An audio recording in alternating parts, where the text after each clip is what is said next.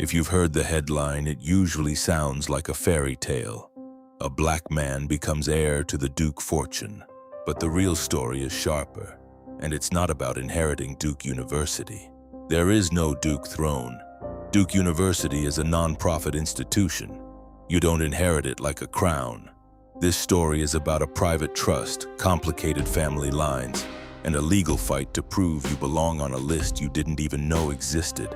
The man at the center is Sean Sessums Means. For most of his life, he lived an ordinary life. Then a door cracked open that most people don't even know exists. The world of legacy trusts, where money moves through bloodlines and legal definitions, not vibes, not rumors, not who looks like they belong.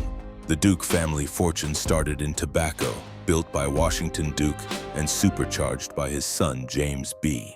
Buck Duke. That wealth later flowed into charitable giving and private trusts, creating a long shadow across American institutions and American money. One of the trust structures tied to this world is commonly referred to as the Doris Duke Trust, administered for named beneficiaries and their lineal descendants. That detail matters because lineal descendants sounds simple, but in trust law, it's a gate.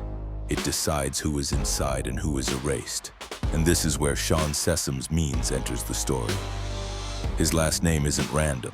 Public historical accounts trace Duke-connected beneficiary lines extending into other families, including branches that run through the Leon family and into the Sessums family over time. Those lines became part of the trust ecosystem in a way most people never see, because old wealth doesn't advertise its plumbing. At some point, Means' connection to that line became the center of a legal push to establish that he was a rightful descendant of a trust-eligible branch. That meant taking something that can feel like a rumor or family legend and turning it into a legal fact. Because in America, your identity can be ignored socially until it becomes useful legally, and then it becomes a fight. His case became famous because it shattered a cultural assumption that old money heirs are supposed to look a certain way. The moment the story went public, the internet did what it always does. It tried to simplify it into a secret baby scandal, into a soap opera claim like Doris Duke had an illegitimate son. But that's not the actual shape of the story.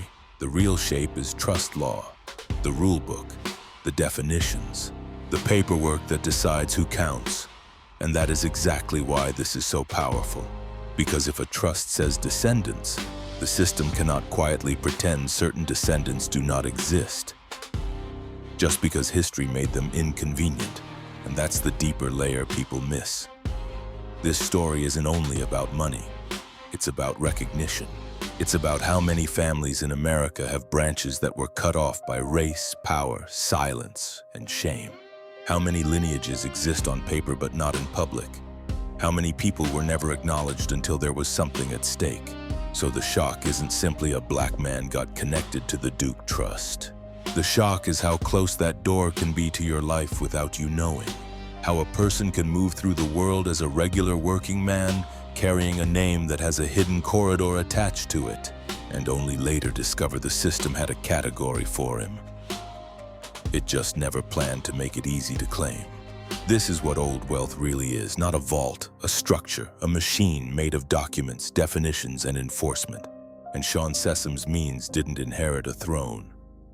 He forced a system to read its own rules out loud. If this story gets traction, the next chapter goes deeper into the trust ecosystem itself, the difference between charitable endowments and private trusts, why people confuse Duke money with Duke University, and how a single legal definition can decide who gets written into history and who gets edited out.